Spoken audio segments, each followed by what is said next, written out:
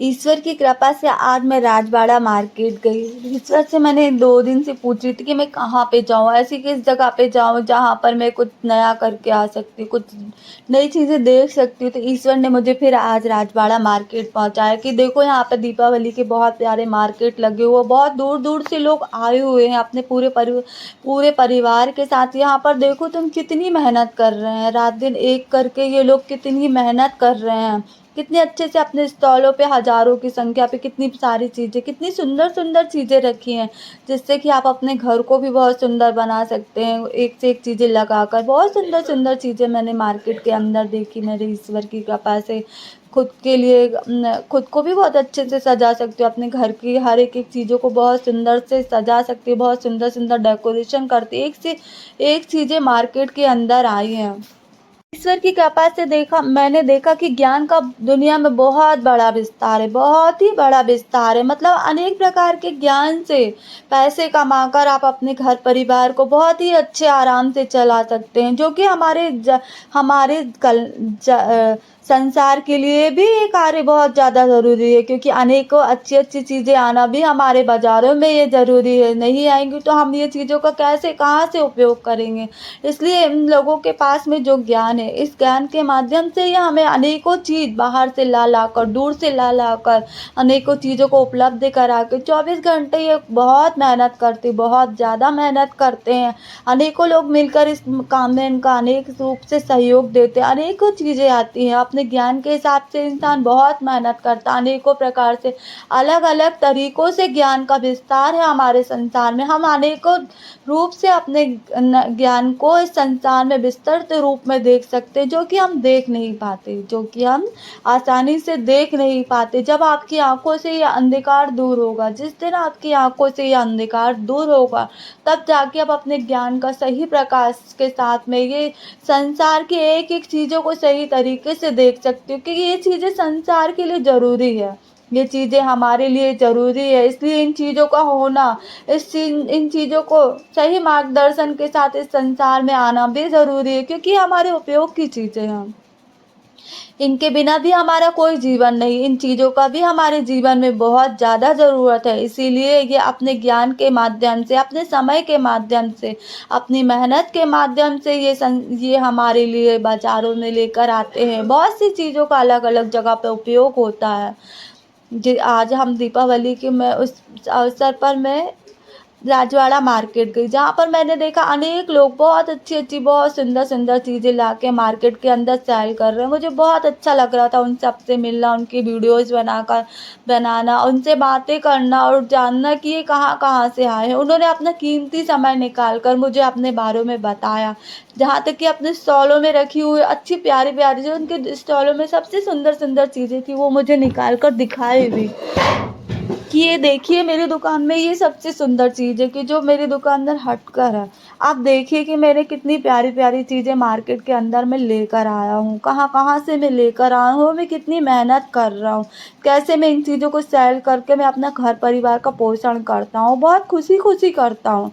जितना भी पैसा आता है मैं उसमें बहुत खुश रहता हूँ और मैं अपने परिवार का पोषण भी बहुत खुशी-खुशी करता हूँ, क्योंकि मुझे ये कार्य करना अच्छा लगता है। कार्य कोई भी छोटा-बड़ा नहीं होता। कार्य कोई भी छोटा-बड़ा नहीं होता, हर कार्य की ज़रूरत होती है इस संसार में, हर एक कार्य की बहुत ज़्यादा ज़रूरत होती है। ज़रूरत के ही हिसाब से व्यक्तियों को उसके ज्ञान दिया जाता है, उस ज्ञान के हिसाब से वो ये कार्य करते हैं, जिससे कि हमको हमारी हर ज़रूरत की चीज़ें बहुत आराम से मिल जाए। हमारी हर एक चीज़ें, ज़रूरत की चीज़ें हमको हमारे हिसाब से मिल जाए, इसीलिए हर कार्य को पूरे संसार में विस्तृत रूप में फैलाया गया है।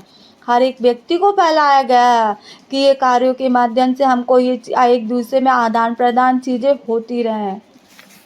इसीलिए ईश्वर कहते हैं हर एक व्यक्ति का सम्मान करो, क्योंकि उसमें भी वो ज्ञान है। उसकी नज़र में कोई भी कार्य छोटा बड़ा नहीं है, वो कार्य आसानी से कर सकता है। वो आपके लिए ये कार्य कर रहा है, वो आपके लिए मेहनत कर रहा है। ये चीज़ें भी आना बाज़ार में ज़रूरी है, इसीलिए वो अपने ज्ञान के हिसाब से, अपनी मेहनत के हिसाब से कार्य करके हमारे पास तक ये चीज़ें बहुत आराम से पहुँचा रहा, बहुत आराम से हम ये सारी चीज़ें लेकर आते हैं।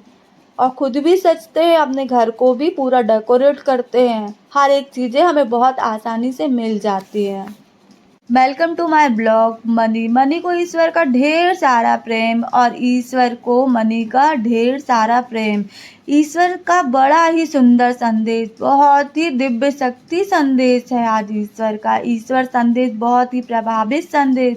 जो भी ये संदेश सुनेगा, पढ़ेगा और अपने मुख से बोलेगा और अपने जीवन में उतारेगा तो ईश्वर उसे स्वयं खुशियों के ईश्वर स्वयं उसके लिए उसकी जीवन में अनेक खुशियों के मार्ग बहुत ही आसानी से खोल देंगे।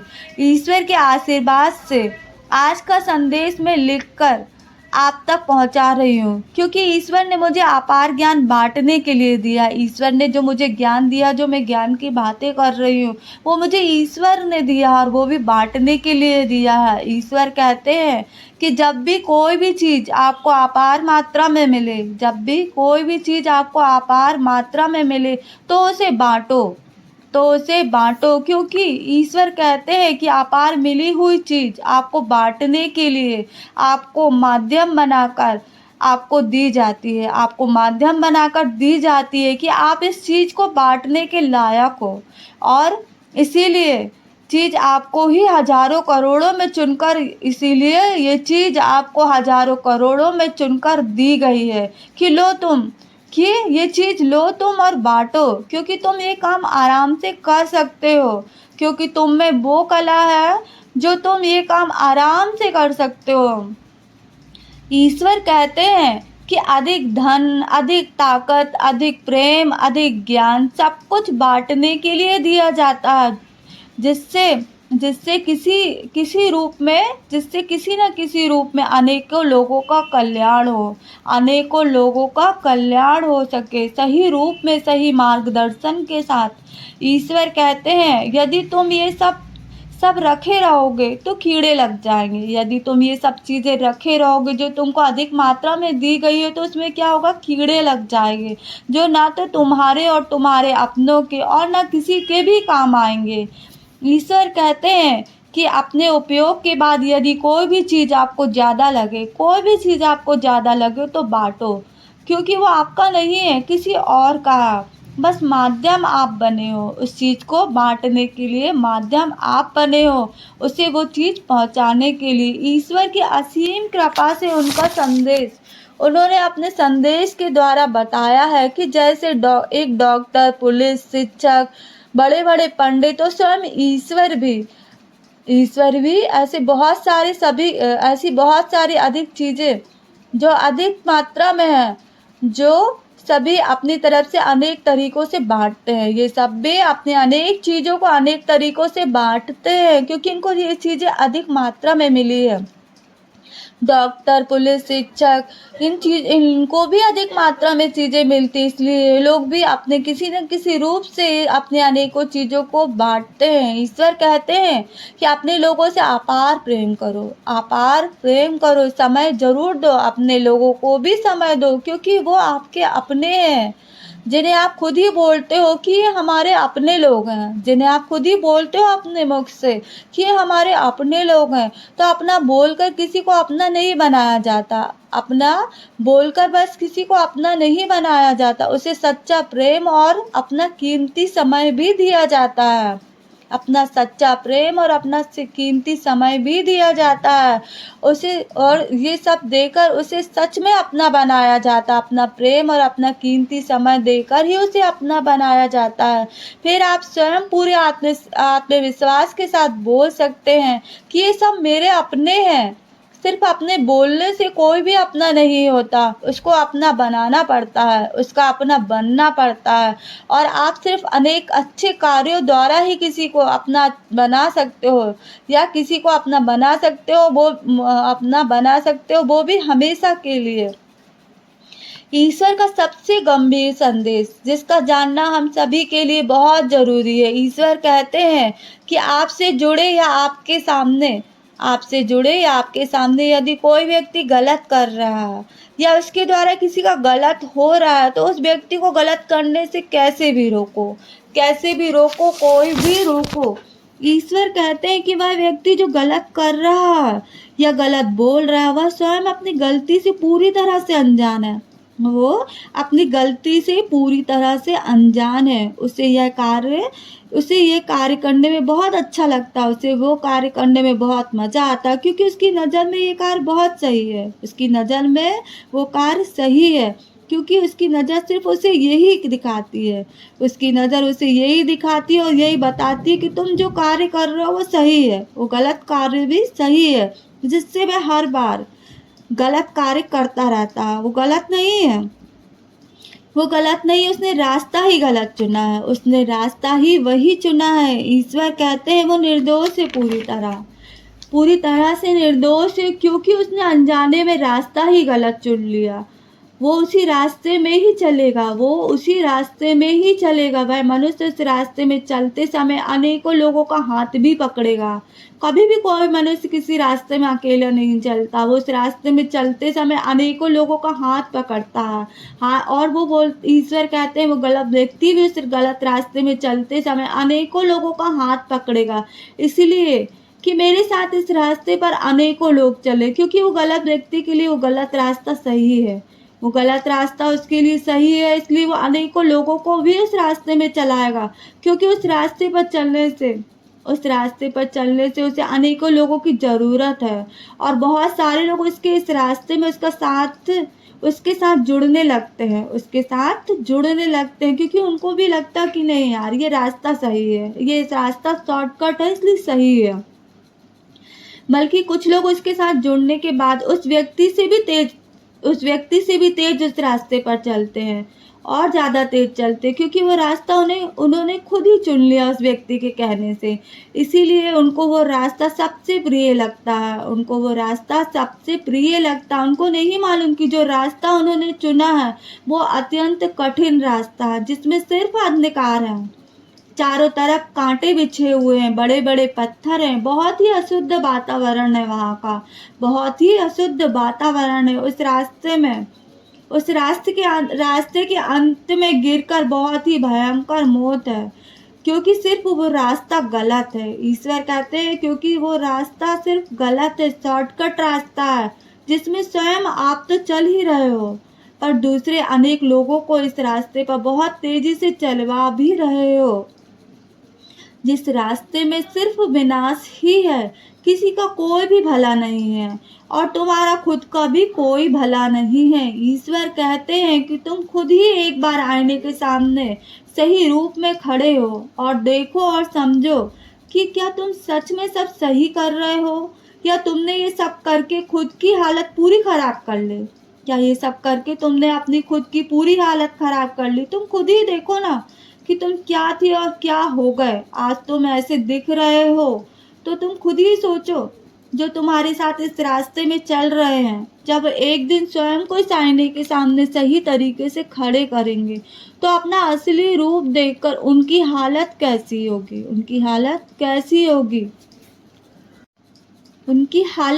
होगी, क्योंकि तुम भी और वो सभी अनजान है, निर्दोष है, पर उस कार्य का अंजाम तो भयंकर है।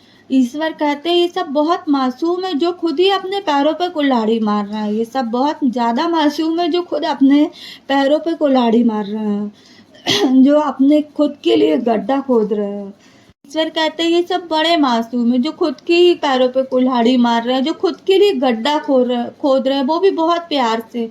ये सबसे खुद को गलत रास्ते पर ले जाने, ईश्वर कहते हैं ये खुद के लिए लड़ाई करते, खुद को गलत रास्ते पे ले जाने के लिए दूसरों से लड़ाई कर रहे, खुद गलत रास्ते में जा रहे हैं, खुद के लिए लड़ाई कर रहे हैं कि मैं सही हूँ। खुद ईश्वर को भी बता रहे हैं कि ये कार्य बिल्कुल सही है, जो कार्य मैं कर रहा हूँ बिल्कुल सही है। ईश्वर के सामने भी खुद को बिल्कुल सही साबित कर रहे हैं, क्योंकि ये सब अनजान है, इस कार्य के अंजाम से अनजान है। ईश्वर कहते हैं, पर इस व्यक्ति को अनेकों लोग जानते हैं, इसके द्वारा किए गए होते हुए गलत कार्य को भी देख रहे हैं कि ये व्यक्ति गलत कार्य कर रहा है, इसके द्वारा गलत परिणाम निकल रहे हैं, कि ये व्यक्ति पूरी तरह से गलत है, इसकी बात गलत है, इसका कार्य भी पूरी तरह से गलत है, पर उसको रोकने की हिम्मत किसी की भी नहीं है। उसको रोकने की हिम्मत किसी की भी नहीं है। क्यों? ईश्वर कहता है कि वो तो अनजान है, पर तुमको सब सही दिख रहा है, तुमको तो सब सही दिख रहा, तो तुम उसे रोक क्यों नहीं पा रहे? उससे कुछ भी बुरा होने से, आप उससे कुछ भी बुरा होने से रोक क्यों नहीं पा रहे? आपने क्यों नहीं सोचा कि उसके द्वारा इस बुरे कार्य से अनेकों लोगों का बुरा होगा? कई पीढ़ियां इस बुरे कार्य को और ज़्यादा बुरे रूप से करेंगे, जिसकी सोच शक्ति लगाना भी मुश्किल है। ईश्वर कहते हैं कि वो सब अनजान है, वो सब अनजान है, पर आप सब अच्छे बने रहने के लिए उसके इस काम में साथ ना देकर चुपचाप तमाशा देखते रहते हैं। उसे ना रोक कर चुपचाप तमाशा देखते रहते हो, क्योंकि आप उस इंसान की नज़र में बुरा नहीं बनना चाहते। आप उस इंसान की नज़र में बुरा नहीं बनना चाहते कि हम क्यों बुरा बने? वो जैसा कर रहा करने दो, हमारा क्या लेना देना? वो जैसा करेगा वो वैसा भरेगा।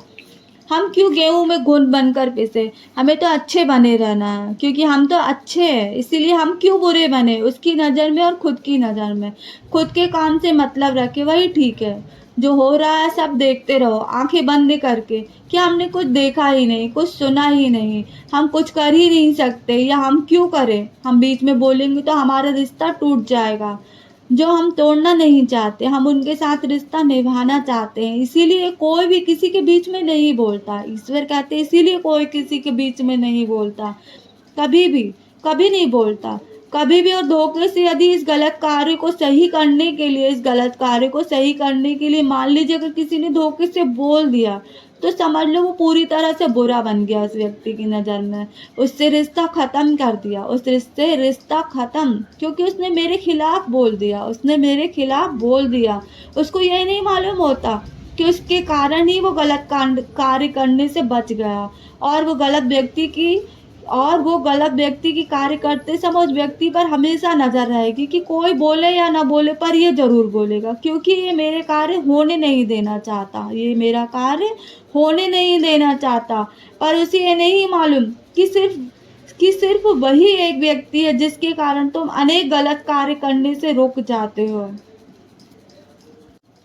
ईश्वर कहते हैं पर तुम्हें ये नहीं मालूम कि तुम उसी व्यक्ति के कारण अनेक गलत कार्य करने से रुक जाते हो। ईश्वर कहते हैं कि गलत कार्य को होते हुए देखने वाला उस गलत कार्य को करने वाले से भी बड़ा दोषी होता है, क्योंकि उस व्यक्ति को ना रोककर आप उसे अनजाने में उसके द्वारा अनेक गलत कार्यों को करने में उसका आप पूरी तरह से साथ दे रहे हो।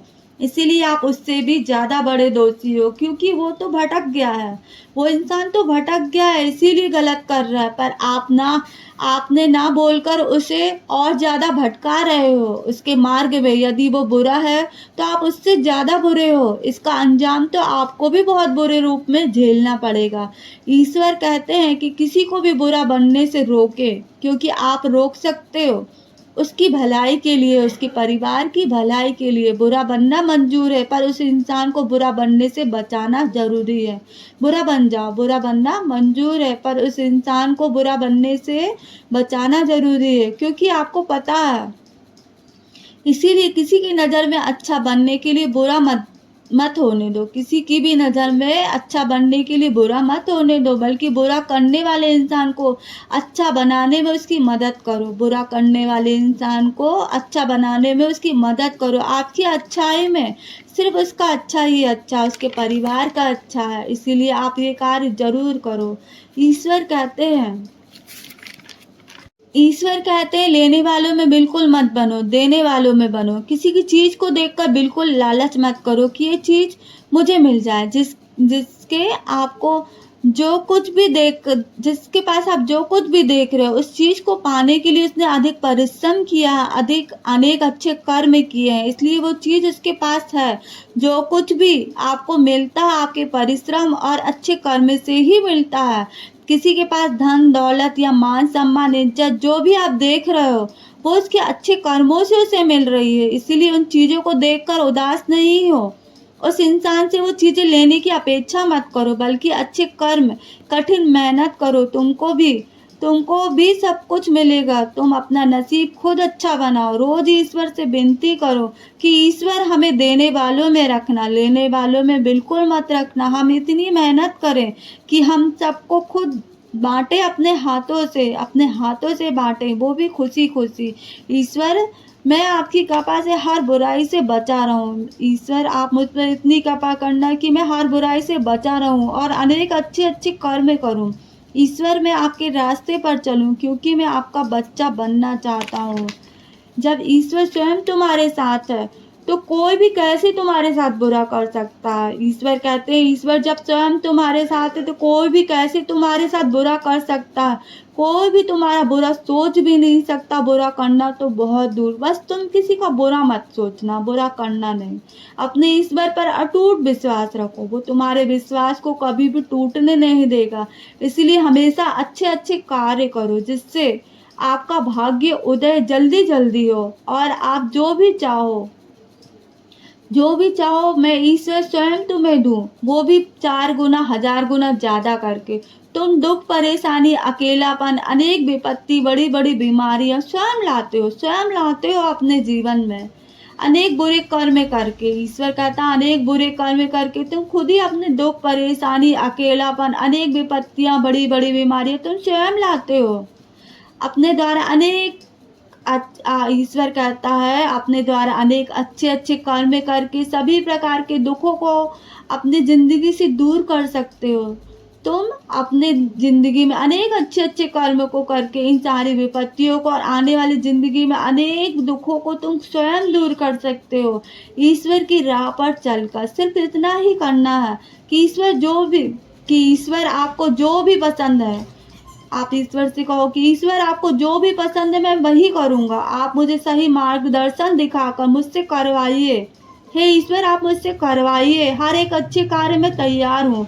मैं आपके हर एक अच्छे कार्य करने के लिए तैयार हूँ। आपके हर एक कार्य को करने के लिए मैं तैयार हूँ, मैं करना चाहता हूँ। ईश्वर कहते हैं कि जब तक तुम खुद ही किसी भी कार्य को करने तैयार ना हो, कोई भी आपसे या स्वयं ईश्वर भी आपसे कोई भी कार्य नहीं करवा सकता। किसी भी कार्य को करने के लिए पहले खुद को पूरी तरह से तैयार करके हाँ बोलकर कार्य की शुरुआत की जाती है। ईश्वर कहते हैं, पहले आप अपनी मर्जी से चलना तो चालू करो, फिर मैं स्वयं तुम्हारे साथ चलूंगा। दुनिया की हर एक चीज 4 गुना 1000 गुना करके दूंगा। मुझ पे अटूट विश्वास करना और अपने द्वारा अनेक अच्छे कर्म करना। आपको अपनी प्रशंसा और अपने परिवार की प्रशंसा बस नहीं करवाना, अपने ईश्वर की प्रशंसा करवाना। इस संसार में ईश्वर का बच्चा बनकर ईश्वर कहते हैं कि तुम उस घर के उजाले की तरह बनो जहां से जाने वाला हर व्यक्ति अपने घर तक सही सलामत पहुंचे। जिस घर के सामने रात्रि में लाइट चालू होती है, आप सभी देखिएगा, वहां से निकलने वाला व्यक्ति बहुत खुश होता है कि देखो इस घर में लाइट जल रही है, मैं यहाँ से सुरक्षित तरह से निकल सकता हूँ। उसी तरह अपने जीवन में इतना उजाला भरो कि कोई भी दुनिया का मनुष्य आपसे मिले तो उसका जीवन भी उजाले से भर जाए, जीवन भी उजालामय हो जाए। आप अपने ईश्वर से हर दिन पूछें, हे ईश्वर, ये आज का दिन मुझे मिला है, मुझे क्या नया करना चाहिए। मैंने अपने और अपने परिवार के लिए बहुत कर लिया, पर मैं अब आपके लिए करना चाहता हूँ। आप मुझसे कुछ अच्छे अच्छे कार्य जन कल्याण के लिए करवाइए, जिससे हमारा जीवन व्यर्थ ना जाए, बिल्कुल व्यर्थ ना जाए। हमारा ये जीवन, मनुष्य जीवन जो आपने हमको दिया वो मंगलमय हो जाए, हमारा ये मनुष्य जीवन मंगलमय हो जाए। ईश्वर कहते हैं कि ईश्वर कहते हैं कि जब आप अनेक कार्य और परिश्रम करते हैं तब जाकर आपके हाथों में पैसा आता है। जब आप कठिन परिश्रम करते हैं, मेहनत करते हैं, तब जाके आपके हाथों में पैसा आता है। ऐसे ही अच्छी चीज़ों को पाने के लिए कठिन परिश्रम के साथ अनेक अच्छे अच्छे कर्म करने पड़ते हैं। कठिन परिश्रम के साथ अनेक अच्छे अच्छे कर्म भी करने पड़ते, तब जाकर आपका जीवन सुखमय होता है, मंगलमय होता है। रास्ते में आने वाली अनेक परेशानियां खुद ही दूर होती है बिना कुछ किए। जब आप अपने जीवन में अच्छे अच्छे कर्म करेंगे तब जाकर आपका जीवन सुखमय होगा। आपको अपने जीवन में अच्छे-अच्छे कर्म करने बहुत ज़रूरी हैं, वो चीज़ें भी आपको कमाना पड़ता है अपने सुखमय जीवन के लिए। बिना कुछ किए कुछ भी नहीं मिलता। बिना हाथ में हाथ रखकर आपको कुछ भी नहीं मिलेगा। हर कुछ पाने के लिए आपको मेहनत करनी पड़ेगी, बिना कुछ किए कुछ भी नहीं मिलता। बहुत कुछ पाने के लिए बहुत कुछ करना पड़ता है। ईश्वर कहते हैं बहुत कुछ पाने के लिए बहुत कुछ करना पड़ता है, बहुत कुछ करना पड़ता है। आज का इतना प्यारा सुंदर मंगलमयी संदेश ईश्वर का। Thank you.